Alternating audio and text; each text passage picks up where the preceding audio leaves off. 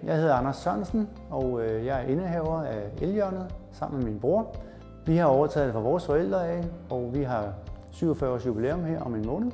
Lige nu befinder vi os i en ejendom på Frederiksberg på Maglekildevej, hvor vi har udskiftet en del lamper nede i kælderen og op på loftet.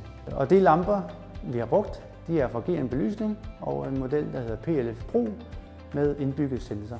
Før i tiden der skulle beboerne selv tænde og slukke for lamperne i hver rum. Efter de nye lamper, så er det jo automatisk, og de tænder, når man kommer ind, og slukker, når de er gået igen.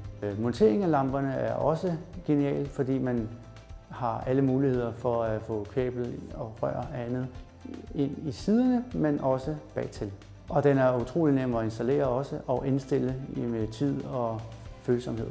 Samarbejdet med GN Belysning er virkelig godt, og vi plejer gerne at have kontakt til Jesper Rasmussen, som er meget dygtig og meget positiv væsen, og det gør jo også, at samarbejdet det bare går som smurt.